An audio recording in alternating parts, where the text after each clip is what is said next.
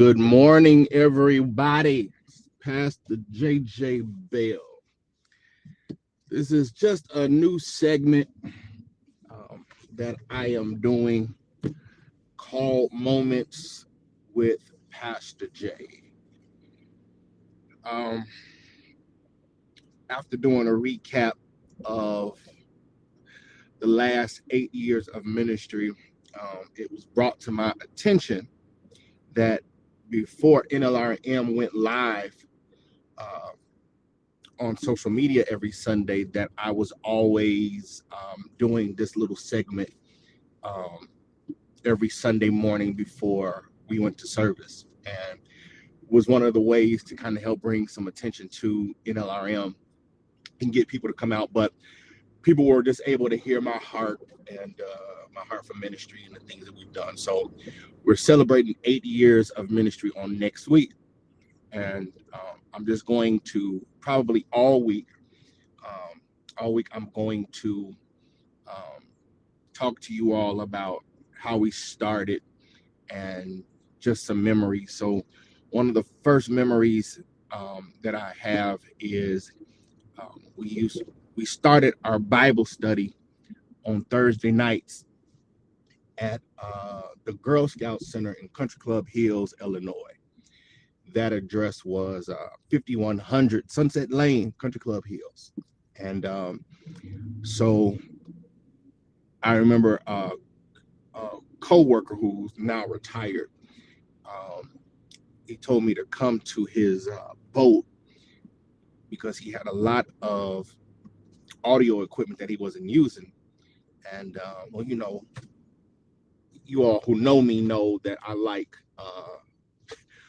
we do quality equipment. Well, this equipment wasn't quality, but at the time, back in 2016, we couldn't afford anything because we were just getting started. Me and CeCe didn't want to drain our pockets, so I went there and picked up the equipment because he had it on one of his boats, and they were just these two large PV speakers. They were huge. Had to let the seats down, and then I went to musician's friend and I bought a little 200 watt amp, bought some microphones, bought a little Williams keyboard that we just got rid of. We just got rid of recently. And our first Thursday night. Good morning, the Ministries in service. Can I get you started off with that? Yeah, I got a mobile order for George with a J. George with a J? Yep. Yeah, we've got it. Thank you. So that was so every week me, and if you see me, I'm on all of our channels right now. If you see me, I want you to just share, comment so I can see your comments. And so yeah, Carl, humble beginnings for real. And me, the baby boy Solomon, my middle boy Chase, we would go up to the church as soon as I got home from work. I got home from about 5 o'clock, 5:15, and they would be ready. They would have the stuff ready to put in the truck. So every week we had to break down, hurry up and get to the church, and then get to the church, because that was our church, but hurry up and get to the Girl Scout Center, set up all of these chairs, put the sound system up, put the keyboard up, get the little podium we got. And my brother, I don't know if he's watching, but my brother, Pastor Terrell Edwards, he couldn't stand this black podium. He said, "Bro, if you don't get yourself another black podium," but that was all that we could. That's all that we could afford, right? At the time, because we were just starting off. So that was every week. Then in February of 2017, we went to Sunday. So me, Solomon, and Chase, we would go up there on Saturday nights, set up the whole facility, set out. I think it was like around 105 or 110 chairs every Sunday. we would have out, and we would break down every week. So it was a very interesting beginning, very humble beginnings, but God was super faithful to us, and because of that, we are in the position where we are in. Um, we had amazing church in that. We had amazing church. We had amazing church of in the Girl Scout Center. It was some dirty brown carpet. They had plastic chairs there that were not uh, that were very uncomfortable. But we made it work every week, every single week.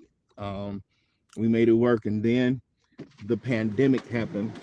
Yeah, with a J. Can I have a stop or two? So we um, we ended up. You all may remember when the pandemic happened. The Girl Scout Center shut down all of their facilities. Thank you. Uh, they shut down all of their facilities, literally all of their facilities. So then they started to sell. They started to sell their facilities. If you all know, in the Girl Scout Center, it's a non-for-profit 501c3 organization, and the donors to these organizations weren't able to donate because the pandemic happened. So they had it. The Girl Scout Center had to offset some of the buildings. Well, one of the buildings that they had to offset was the one that we were in, which was 5100 Sunset Lane, Country Club Hills, Illinois. Anyway, the director in the area had a very good relationship with Lady Bell. So they literally tried to sell uh, two of their buildings, one that's in Country Club Hills um, now, and then there's one in Homewood off of Halston. And we had appraisals done. When we got the appraisals done, the appraisals were skyrocket. Were wait, let me rephrase that. The appraisals we got back were not in the amount. Um, were way low than what they were asking. So, not to throw any shade, they tried to get their money. Well, we didn't have it, and I knew with us being a new ministry, we weren't going to be able to get approved, and the pandemic happened. So we were scrambling, trying to find a place to worship at. Um, so we ended up at the Anointed Word International Ministries in Tinley Park. Um, we ended up there for maybe, might have been a year, a good year run. And then one of our members knew a different location because I just felt like we were a little bit too far east based off of the demographics of our congregation. So I kind of wanted to get back into the area that we were in. So opportunity happened in Homewood. Um, and yeah, that wasn't a good choice, but it worked for a good run. Then myself, Lady Bell, along with some of my board, we knew it was time for us to start looking for uh, a facility to purchase. And we ended up going to, we started the process. Many of you all know Sharon Bird, who's our director of administration. Um, she is a licensed realtor. And now she has her own brokerage. So she has her own brokerage firm. Thanks, Lady Bell. Lady Bell said we were at AWIM for 6 months. So Lady Bell, Sharon got on the hustle trying to find us a building because I did not want to rent anymore. I didn't, and then we were still in the pandemic. I didn't even know how we was gonna find lending, and I wasn't concerned about that. I just knew my faith was strong in God, and I knew God had called me uh, to lead this ministry, and I knew He was gonna work out the details. And the Bible also says that faith without works is dead. So I knew I had to start plunging ahead and figuring out our next steps. Me as the lead. Um, you all remember the story when uh, God told Abraham that he was going to be father of many nations and get out from where you're at and get to moving. Abraham immediately got to moving. He, without questioning God, he just started moving.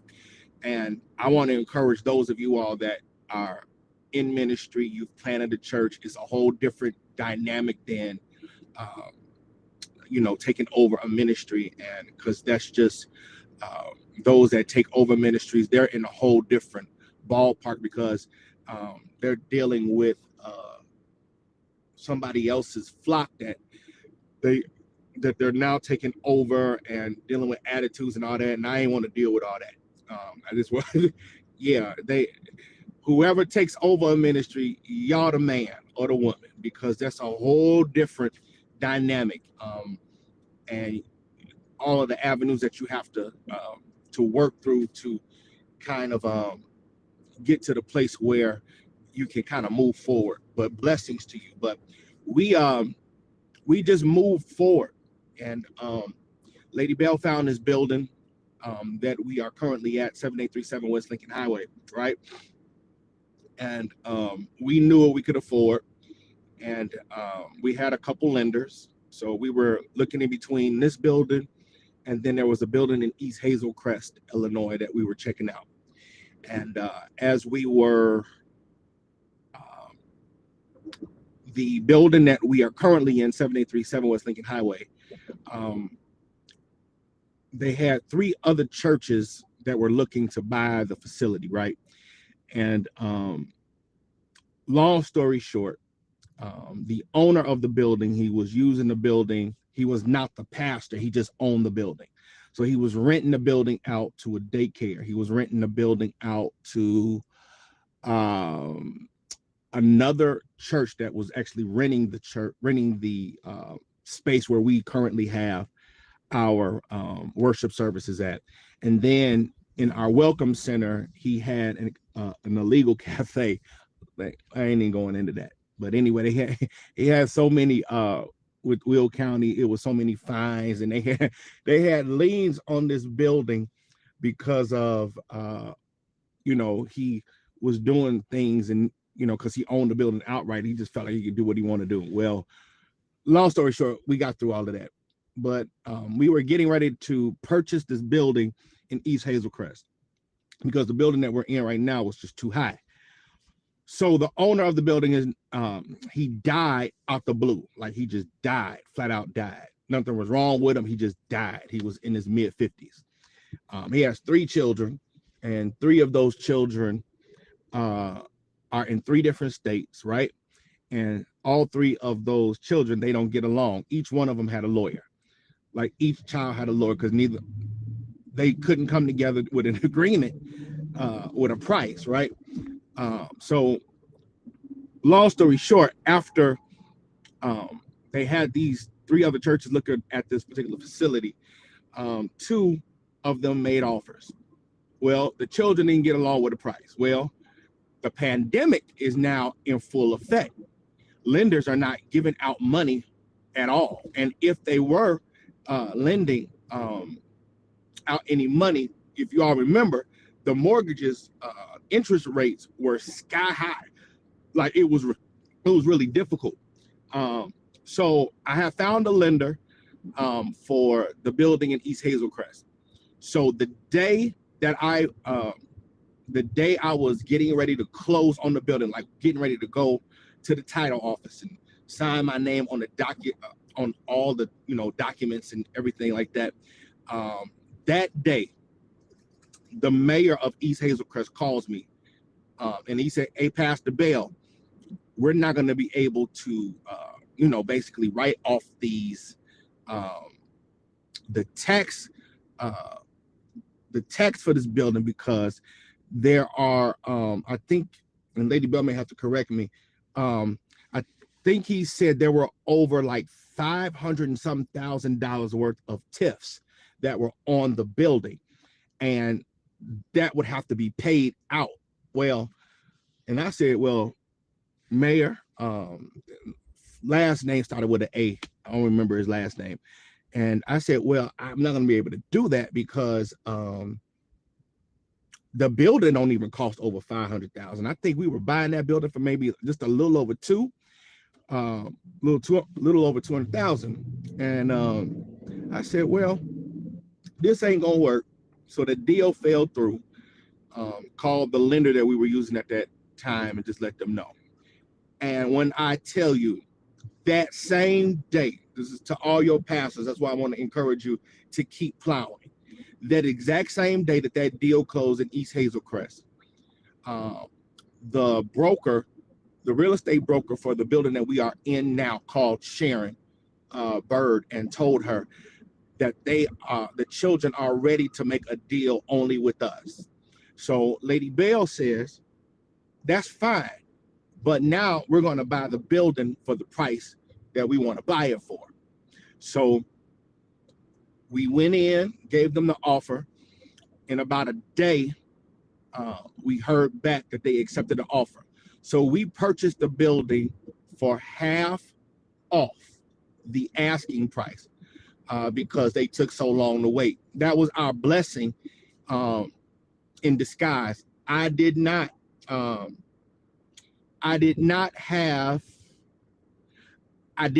a lender.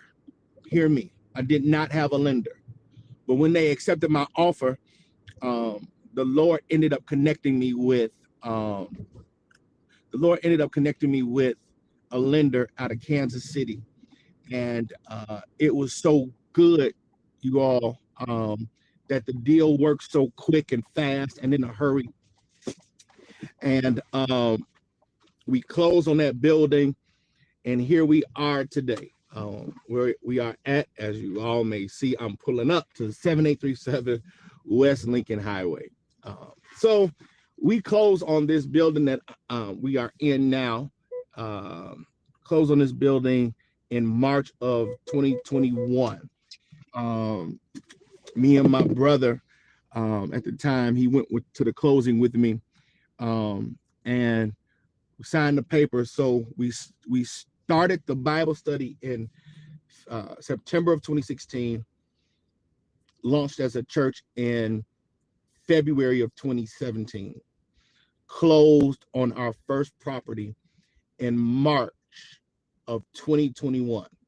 So within a 3 to 4 year time span, the Lord allowed us and blessed us to purchase our first building. Here's the thing. We've always remained accountable with our giving. I just believe that when God gives you the ability to have a ministry, and you have people that believe in you to be their pastor, you have the responsibility, pastors, to handle everything appropriately so that God can make sure that he can trust you when he shifts and moves you to the next level. So we've been in this building for going on 3-4 years now. And now we are in the middle of 3 projects. And I can't tell you what those projects are, but just know that God is doing some great things here at New Life Restoration Ministries. I'm very humble. I'm excited. So many things that God has done for us, myself, Lady Bell, and the entire ministry. And I want to encourage you, pastors, who starts off with you most likely will not be the ones that stay with you in every season. You have to be okay with that. Sometimes you only pastor people for a certain amount of time, and then God moves and shifts them. We need to stop.